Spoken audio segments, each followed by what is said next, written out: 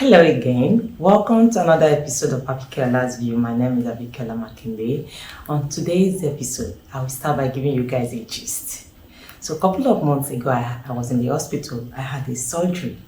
And during one of those days, a friend of mine came visiting. And while he was there, the doctor walked in. Among other things that he was saying, he recommended that I take lots of fruits and vegetables. And my friend was there. A couple of minutes later, he left and promised to come back, right?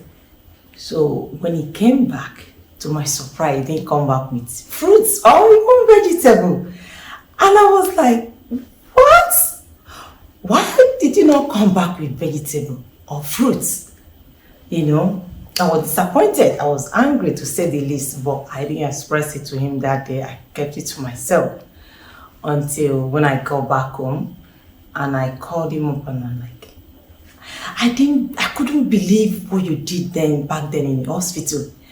You were there when the doctor said fruits and vegetables, and you left as though you were going to get those things, and you came back empty-handed. What happened? Why did you do that? I would have gotten you the whole of market fruits if you were in my position, and I was upset. And all of that. So 2 weeks ago, or thereabout, a cousin of mine called me, and when we were talking, I think this cousin of mine, I've only seen her once, but of course she's my family, right? When she called me, she was asking me for money for something she believed was really, really urgent to her. And I wanted to just tell her, and I was trying to explain to her that I didn't have money at the time. I even wanted to suggest to her if you could get from any of my siblings or any of our family members, I could pay her back as soon as I have or something like that. And she didn't even allow me to finish the sentence when she just gave me a long piece and cut off the phone. Right? And I was like, Kilo Shomoyi, Shojo Similakoni. Like, what is wrong with you? I was so surprised, upset, and I wanted to call her and say, Kilo Share. Show me law school, and all of that stuff. But then I remember what I did to my friend. And I said, wait a minute, Abigail, now, before you throw that stone, think about what you've done to. And before then, I didn't know it's one of those things that you could call self-entitled attributes or traits and all of that. And I said to myself, Abigail, you said you were self-entitled to someone else. So you have to tone it down and all of that. But that got me thinking, and I said to myself, today I'll be sharing on topic, sense of entitlement. And I only want to be able to share my opinion about that. And when I'm done with that, I would like you to also listen to other people's experiences based on this topic. So my understanding of self-entitlement is before I go on, let me say this. For me, I believe that every human being has this level of expectations that they expect for their family, friends, and acquaintances, and people in their circle, right? I don't think that is self-entitlement.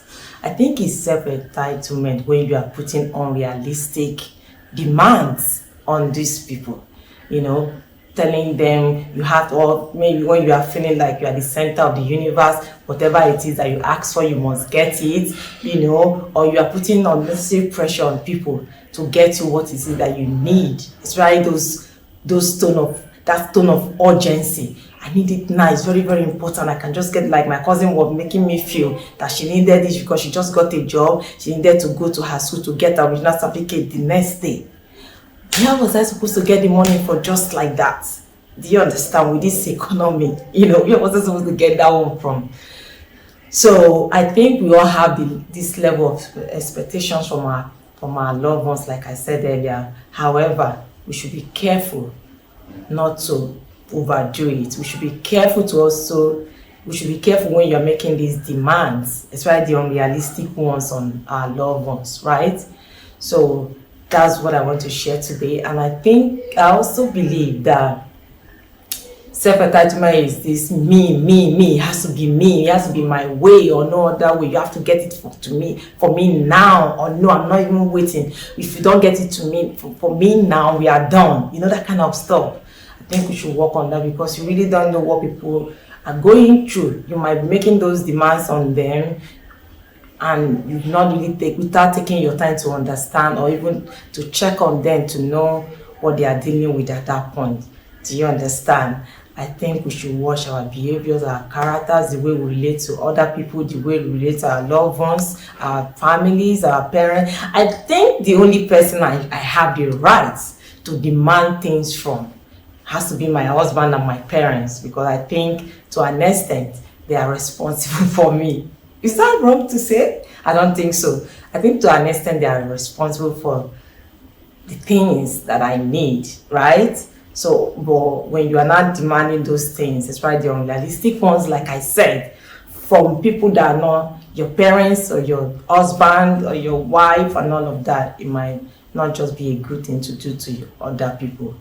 And before I give you my closing thoughts, I would really like you to listen to other people's experiences of what the kind of ugly experiences they face from people that felt it was their right to get what is it that they needed at that point. And when we come back, I will give you my closing thought. Please stay with me.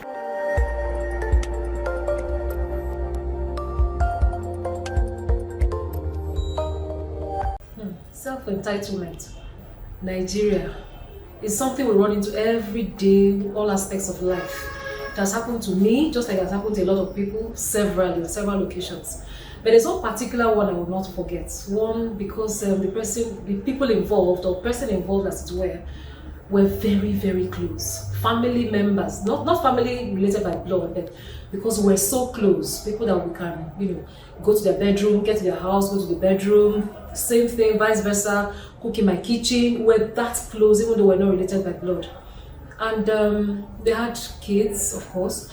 And at some point, they approached us because it was a husband and wife family relationship. It wasn't like wife to wife, husband to husband alone. I mean, it was like family. And then they come up with, their children needed school fees. And before God and man, we didn't have that amount as at that time. And of course, we told them, we're so sorry, we don't have it. We didn't even have part of it, whether as a loan or a gift. We didn't have anything at all to offer at that point in time. And then prior to that time, we had already ordered for a vehicle. In Nigerian parlance, what somebody would call a luxury vehicle, because we already had the normal ones that we move around with. And then based on business reasons and for some other reasons, sometimes you just want a different vehicle that that gives you some upgrade. Depends on where you are appearing. So we had ordered something like that, and it was already on its way. So that vehicle came in 2 weeks after this request was made. And with joy, clean heart and everything, because these are people we've known for years, we took the car to them and we're like, God has added something. There's a new addition to our family, as it were, not the child this time around, of course. This car. And then, of course, probably they were thinking it was just car. They came out and we were like, so if we have this kind of money, sir, because it was a Jeep, yes, a Jeep, a car that a lot of people will like. And the man went ballistic. I thank God for him because he's a vocal person. In retrospect, I'm happy he voiced it out, because I would never have expected that reaction. And he went on and on and on. So you mean you have this kind of money to buy this kind of vehicle? And we came to you for school fees, things that are going to make our life better, make the life of your children, our children better off, and then you didn't even have a dime to give us. And then you go ahead and buy this car when you already have cars to use. He went on and on as if maybe for some reason it's his money we used, or he gave us money to keep and we used it. I really couldn't fathom where the ideology was coming from. Till I realized, it was a case of self-entitlement we were dealing with, which was highly unexpected based on the number of years we have been together. He went on and on and on. He thought we were good people. He thought we were nice people. He thought we were people that have his interest at heart. And we're telling him we don't have anything to give, and yet we're able to, do this in excess. He went on and on. I was dumbfounded. Well, needless to say, that ended the relationship. I really personally wouldn't have felt comfortable hanging around with them anymore, because I really didn't feel safe. I didn't see why their mind would go that far. Because in all fairness, even if we had the money, I wouldn't want to give. It's our right, for crying out loud. But he made it seem as if it's his right. and it was his right for us to give it to them, whether we had it or not. No, his assumption that we had it and we just didn't want to give, which was bad enough. And like I said, he went on, and relationship ended. Thankfully, I'm not. It's not the best, but I think it's safest, not to hang around with such people as such any longer. Calls he wouldn't pick up, messages he wouldn't pick up. So and I was like, well, thank God, and that was it. So it's a lesson of life. Life goes on, we learn every day, and this was one very big lesson I will never forget. Self-entitlement, highly unnecessary, highly toxic, and shouldn't be. I mean, any right-thinking person should not assume that you must get when you ask.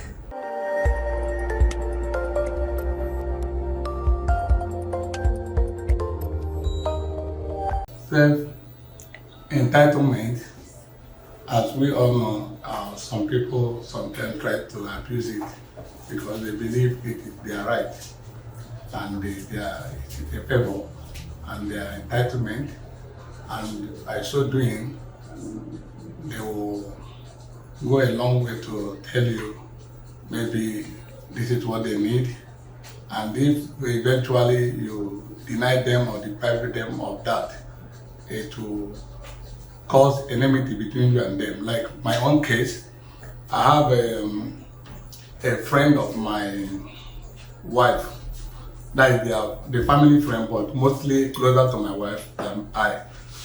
But I was surprised one day the man had to send me a message directly, not through my wife. Even the wife didn't know that. He sent me a message demanding for 25,000 naira for the children's school fees. And he told me that this is something that he will pay back in the next 2 weeks. I said, okay. I said, let me talk to my wife and find out what my wife will say about that. So my wife told me that anyway, since the man had the mind to ask me, because he had never seen both of us, discussing or talking to each other, that I should go ahead and give him the money.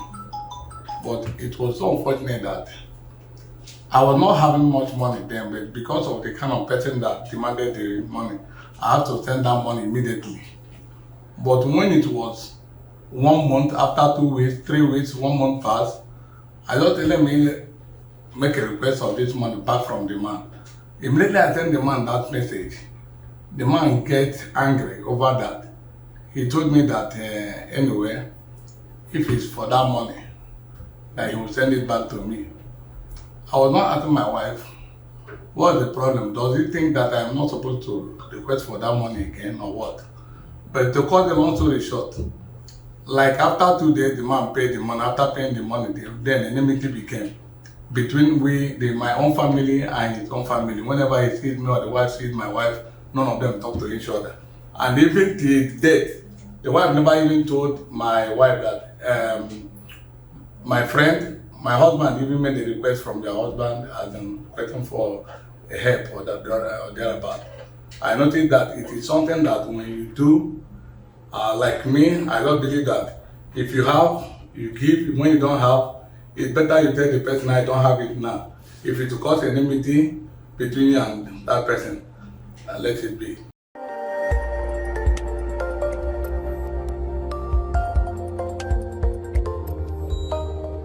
Welcome back. So you heard it from them. Now let me say this. The meaning of unrealistic demands that I said earlier on is not just you asking for 1 billion naira from somebody that can barely afford 25,000 naira. I'm talking about even when you believe, you perceive that this person can afford this, does not necessarily mean it's true at that point. Trust me. Just because you know that this person is driving a big car, this person has a good job, is doing so well, does not mean they will always be able to attend to whatever it is that you need at that point that you need it. Do you understand? I know of so many people. Okay, for instance, that my friend I was upset with, what if he didn't have any cash on him? Like when I mean liquid cash, any cash in his account. Maybe he has used all his money in turnover in his business. Probably he didn't have any money. He could be dealing with something of his own that he didn't want to share. But yet I was upset over food that I can afford for myself. Now, my cousin that was upset with me, If only she knew that the day she called me was the first day I resumed work after many months I've been sitting at home trying to recover from the surgery. Do you understand? I know of many people that just don't have, that won't have anything on them, and they will just tell you as a friend that omo kò sí chingbai, but you still see them looking good outside, but you no know. If you ask them something at that time, they say they don't have, you will think, this guy is stingy, this person is not doing me, doesn't like me, blah blah blah, and all of that stuff. But the truth is, there are so many times in my home, I can tell you that for free, that we just manage the last and Titus fish and use it to swallow eba. And yet, someone out there will be thinking I just killed a cow and that my life is so good. No, it doesn't work that way. This is life. Life is not a fairy tale. People go through stuffs. So please, when you are asking for help from people, your family, your loved ones, your acquaintances, and all of that, also remember to check in on them, and also remember that putting that sense of urgency into whatever it is that you're asking of them is an additional pressure. Some people that don't like sharing, or that feel so insecure in telling you or letting you know that they are at that point they are broke, probably be so pressured that they will borrow money for you to be satisfied while they are going through their challenges behind closed door. So next time when somebody said to you, I don't have, believe them. Even if they had and they said they are not giving it to you, because check other places. They are not banks. You didn't give anybody money to keep for you. If you need my attention, if you need me to come to do something for you, not necessarily money now, and I say I won't be able to make it, I won't be coming, don't put pressure on me, because you don't know what I I plan on doing with my time at that particular date, or whatever it is, whenever see that you are asking me to come do something for you. Please, let's be kind to one another. Let's just be careful the way you treat each other, because life is challenging enough. We don't need additional pressure on other people. Thank you for watching today's episode. And please, if you have any experience based on today's topic, whether you feel entitled towards somebody or somebody has feel entitled to something that belongs to you, I would like you to share it via comment section. And please do not forget to share this video. Do not forget to subscribe, comment, like, and until I come your way again. My name is Abikela Makinde. Thank you for watching.